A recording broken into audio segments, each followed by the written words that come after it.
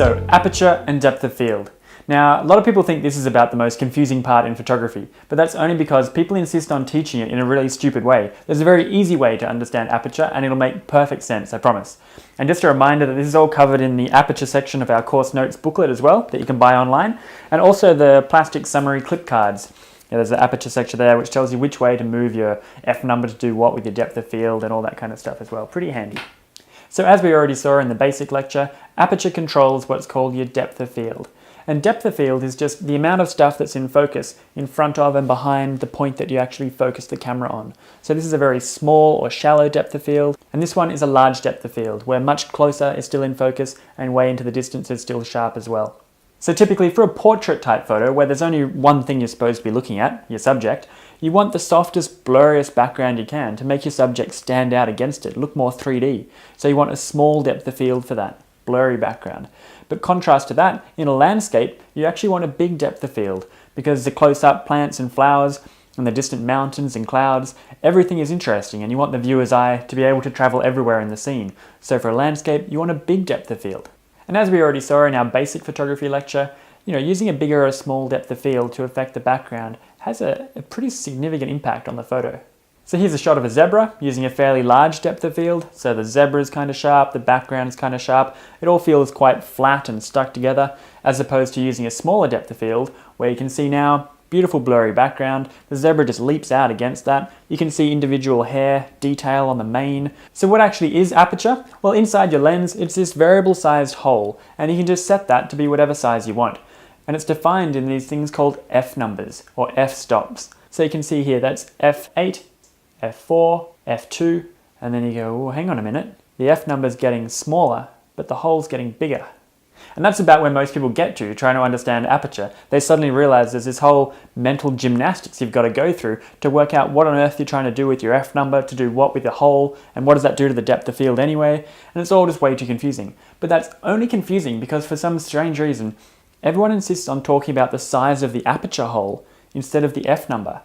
You live in a world of f numbers. If you're setting your camera up to take a shot, you're scrolling the f number. You're watching the f number get bigger or smaller. You're not watching the size of the hole inside the lens. You hear phrases like, open the lens up more, or stop the lens down, use a bigger aperture. This is what apparently is supposed to go through your head if you're trying to take a photo of a person or a portrait shot. Obviously you want a small depth of field for a small amount of stuff in focus, and a nice blurry background. So you go, okay, we need a small depth of field. Well, it turns out you get a small depth of field with a large aperture hole. So you go, right, so I've got to flip it. All right, large aperture hole. How do you take a picture with a large aperture hole? Well, you've got to remember, actually a large aperture hole is a small f number. So you flip it again. Well, clearly that's just stupid. So if we just stick with f numbers, it turns out aperture is incredibly easy. Let's have a look. If you use a smaller f number, guess what? You get a smaller depth of field. If you use a larger f number, you get a larger depth of field. It's pretty straightforward. Now the actual range of f numbers you can scroll to depends on what lens you have, but some of them will go up to numbers about f40-ish and down to about f1 point something. So let's pretend f numbers go from about 1 to 40. So this photo was taken at f2.8. So as far as f numbers go, that's a small f number, gives us a small depth of field, a small amount of stuff in focus. But if we used a bigger f number, like f22, that's a big f number, big depth of field, big amount of stuff in focus. Another example you can see here, this photo was taken at f2.8, so that's a small f number, small depth of field. You can see the background is blurry and just Jess is sharp there in the front. If we used a large f number though, like f32, you can see the difference there. The background, everything is sharp now. But back on that small f number, small depth of field, of course if I'd focused on that bollard halfway back or something, then that bollard would become in focus and the ones behind it would be blurry and the ones in front of it and Jess would be blurry. Obviously whatever you focus on is going to be in focus. The f numbers just scroll up or down that depth of field around that point. So if you're taking a photo of a thing, a person, an animal, a subject, you want to use a small f number for a small depth of field, nice blurry background to help it stand out. But if you're taking a photo of a landscape shot where you want a big depth of field, you just use a big f number, like this one, f18. There's another way that I find some people find even easier to remember the whole f number thing, and that's just to try and imagine that there's a whole lot of f's lined up from the end of your lens going out into the distance. F, F, F, F, F, F, F, F, F. Now if you only wanted 2 of those f's to be in focus, Doesn't matter which two, whichever two you focus on, I guess. But if you only wanted 2 f's to be in focus, you'd pick f2.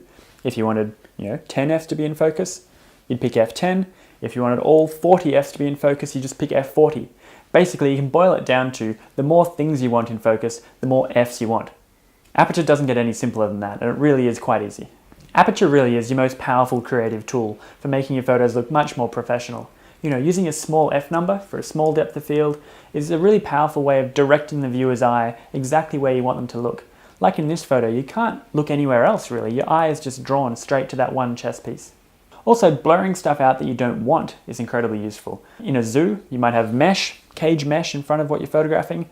In the real world, you're going to have a bird deep in a tree somewhere and there's little sticks in front of it, or there'll be bits of grass popping up in front of your lion. If you can actually focus carefully on your subject though, and use a very small f number for a small depth of field, you can make your subject nice and sharp, but anything in front, like these little sticks, start to become blurry.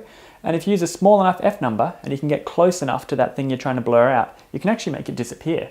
Look at this example. This mesh here is a 1 centimeter mesh, so there's no way I could hope to poke my camera through there and get a nice clean shot. But if I carefully focus on the cat inside there, that's a cat in there, and then use a small f number, then anything in front of the cat becomes blurry, and the cage wire, as you can see, has completely disappeared. That mesh you can see in the background there, that's the other side of the cage behind the cat. But there's literally 6 or 7 wires going across in front of its face, but you just can't see them because they've been blurred out. Pretty amazing. Another example, bird on a stick. So f22, that's a fairly big f number, big depth of field. So the bird is sharp, the background leaves are quite distracting there, and obviously the chicken wire in front is really annoying. But if instead we just scroll down to a smaller f number, f5.6, and take the same shot again, then look at the difference there. The background is now a nice soft pastel-y kind of background, and the chicken wire is gone. Fantastic. And don't think that that is something you can only do with really expensive, incredible lenses. I deliberately took that pair of photos with the cheapest, crappest lens money can buy. But even with really cheap, dodgy lenses, you can do amazing things with your depth of field. So you're supposed to be thinking now, before you take a photo, ask yourself the question, where do you want the viewer's eye to go in this photo? What are we supposed to be looking at? Is there only one thing of interest, one subject? Then you probably want a small f number for a small depth of field, nice blurry background to make it stand out. But if there are multiple things at different distances, like a landscape, then you want a big f number for a big depth of field and make them all come out nice and sharp. Incidentally, if your camera has a landscape mode, basically that's just telling the camera to pick a larger f number for you so you get a larger depth of field. Or a portrait mode, that's just telling the camera to use a small f number, give us a bit of a smaller depth of field, nice blurry backgrounds. Now that's definitely better than auto mode, for sure. But it's nothing like as powerful as going over to Aperture Mode, like we're going to have a look at in a second, to really drag that f number exactly where we want. Because often, landscape mode doesn't pick a very big f number. It might pick about f7 or 8, whereas you could probably drag your f number all the way to f20 if you wanted to. So you can just get much more control and more exaggerated effects by going to Aperture Mode and telling the camera exactly what you want. It's worth realizing that the region of stuff that's nice and sharp is not actually centered around the point that you focused on. Turns out that about 2/3 of the InFocus stuff is behind where you're focused. Only 1/3 of it comes forward. And you might think, who really cares about that? Seems a bit pedantic. But it's actually really important, particularly for a landscape shot where you're trying to maximize your available depth of field. So a situation like this one, we want a huge depth of field, so we're going to use a big f number, like f22 or something. Great. But then where do you focus? A lot of people make the mistake on their landscape photos of focusing on the distant mountains. And the problem then is, sure, you've got a big f number, gives us a big depth of field, but if you focus on those mountains, 2/3 of that depth of field is now wasted behind the mountains, and only 1/3 of it comes forward, and your foreground rocks and pebbles and stuff are still going to be out of focus. So the actual answer is, when you're photographing a landscape scene, you just try and arbitrarily focus about 1/3 of the way into your shot. So you just briefly point the camera down about 1/3 of the way in, beep, focus, lift it back up, and take the shot. That's just maximizing the use of your available depth of field. Okay, so let's take a look at Aperture Mode. So Aperture Mode on a Canon is AV, and for every other brand it's just called A. So in Aperture Mode, you can pick whatever aperture value you want, as long as the lens is capable of it, and the camera will pick the right shutter speed to match up for it, so that you get correct exposure, or whatever exposure you've asked for, if you've asked for a darker or brighter photo. So you'll be using Aperture Mode whenever depth of field is your most creatively important element in the photo. So if you're taking a portrait shot or a landscape shot, which to me is most of the photography you ever take, so I actually stay on Aperture Mode almost all the time. And this is typically how Aperture Mode works. You wake your camera up by pressing the button and it comes up with the last F number that you used. Now that's quite different to P mode. Remember how P mode always gives you that default auto mode middle kind of value. You could always scroll to the same F number if you wanted to, but it rapidly gets pretty repetitive in P mode. If you're taking a bunch of landscape photos, for example, in P mode you go beep and it comes up and says, how about 5.6? And you go, how about F16 for a big depth of field? Scroll, scroll, scroll, F16, take a shot. Then you try and take your second photo and you half press, beep, and it goes, how about 5.6? And you're like, how about F16 again? And you have to keep moving it. Or if the lighting changes or you point somewhere else, in P mode, you're not really nailing anything down. Everything keeps kind of shifting around. But in Aperture mode, if you put in F16, it'll stay on F16 no matter what the lighting does or where you point the camera. The shutter speed will just keep being updated for you, so you end up with whatever exposure you asked for. Let's say you make the photo brighter. So you use your plus minus exposure compensation and you say +2. So now it's got to be a lot brighter. In Aperture mode, it's not allowed to open the hole up anymore, because you're still saying the same F number, but somehow it's got to let more light in so your photo is brighter. So you'll just find that it leaves the shutter open for longer, so more light comes in. Or if you asked for a darker photo, you'd find it would just be using a faster shutter speed for you, so that not so much light got in. Basically, Aperture mode, you pick your F number, it works out the shutter speed so that you end up with whatever exposure brightness you asked for.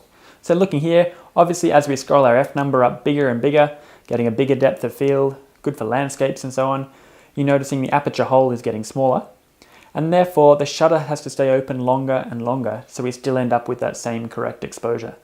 That's something to be aware of. Really large F numbers, really small holes, they often end up requiring quite a long, slow photo, so you've got to hold the camera really steady or put it on a tripod or something. That's why landscape photographers and things always bother to bring a tripod, where someone else can just walk past with a happy snap and go click, didn't need a tripod.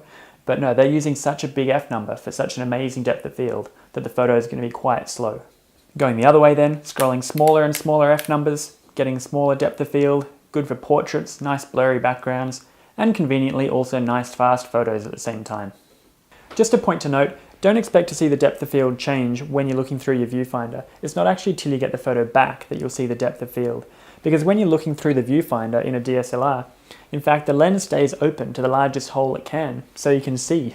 Wouldn't be much good if you'd asked for f22, which is a really small hole, and the lens just shut down. You wouldn't be able to see through your camera anymore. So in fact it stays open no matter what F number you ask for until you actually take the shot, and then it briefly jumps down to a different size, takes the photo, then it opens back up again so you can see.